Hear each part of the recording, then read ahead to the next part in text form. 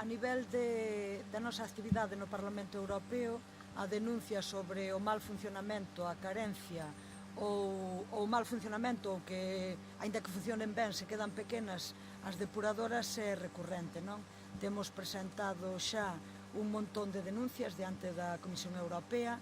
e ao final pois vemos que, bueno, que pouco caso fan as autoridades galegas para resolver esta situación, non? A nós parecenos moi grave que haxa un incumprimento das directivas europeas en canto á calidade das augas e en canto á recollida das augas residuales e o seu tratamento, polo tanto,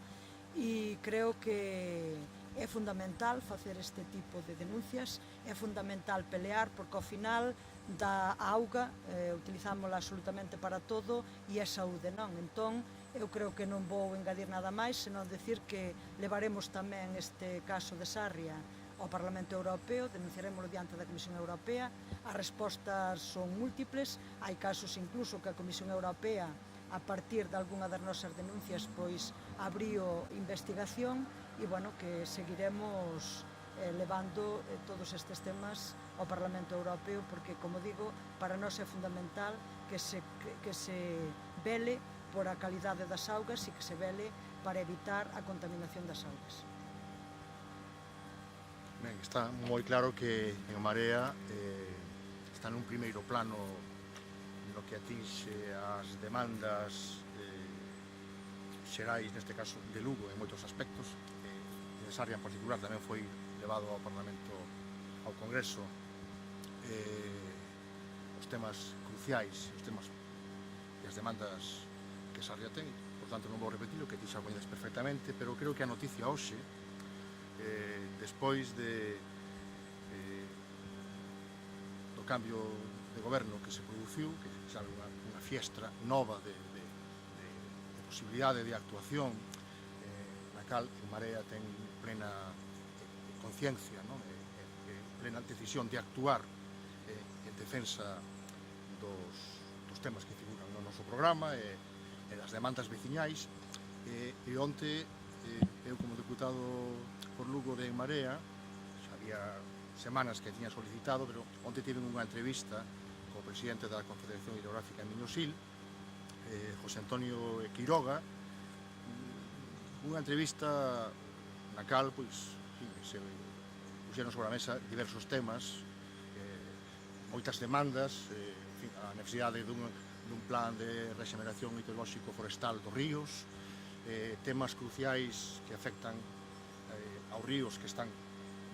biolóxicamente mortos, por exemplo, o río Azúmara, que foi outra preocupación, en fin, diferentes temas. O tema dos encoros Miñosil e a necesidade de actuar tamén neste terreo, porque consideramos que son máis de 40 encoros, hai 36 macrocoros, que son grandes instalacións, algunhas xa presentan problemas, en fin, que en Europa estánse pechando encoros, hai unha sobreexplotación, en fin, falamos de diversos temas, pero o tema crucial e o que aquí En Marea quere anunciar é que a depuradora de Sarria vai ser obxecto de tratamento, digamos así, exclusivo, vai asumir os custes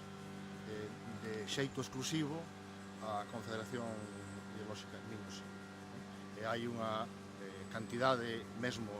orzamentada, eu non podo dicir agora a cantidade porque compételle ao presidente da Confederación, pero sí podemos anunciar que se vai facer cargo a Confederación despois das xestións que En Marea fixo e das demandas e da presión que toda esta dinámica política, pois vaise facer cargo deste tema. E por outra banda, no que afecta a Ponte Ribeira, que tamén era obxecto de preocupación por parte de En Marea, hai 3 informes da Avogacía do Estado que impiden a participación, base a eses informes, impiden ou ordenan, mellor dito, a non participación da Confederación Miñosil na posta, na recuperación da Ponte Ribeira despois de 4 anos prácticamente xa pechada, porque iso forma parte do dos deberes que o Concello ten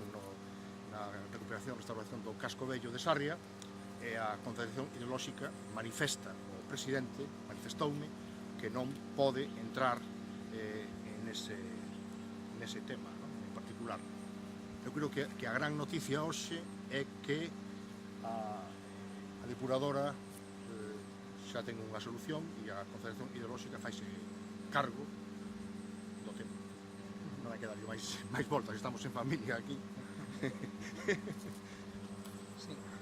Dúas cuestións. A primeira delas é que solamente se desbloqueou a situación da depuradora unha vez que houve un cambio de goberno propiciado por En Marea. A Confederación Hidrográfica Miño-Sil podía ter actuado previamente para favorecer non solamente os cidadáns e cidadás de Sarria, sino tamén a toda a poboación que vive augas abaixo. Non se fixo, e non se fixo deliberadamente por unha actuación sectaria do Partido Popular, que sempre ten a vontade de non beneficiar a aqueles cidadáns e cidadás nos lugares onde non goberna. Isto repítese ao longo de toda a xeografía galega, non é unha cuestión exclusiva de Sarria. Levamos presentado desde En Marea no Parlamento Galego e nos outros parlamentos onde temos representación institucional, no caso do galego, 15 iniciativas que teñen que ver con distintas concas e con distintas vilas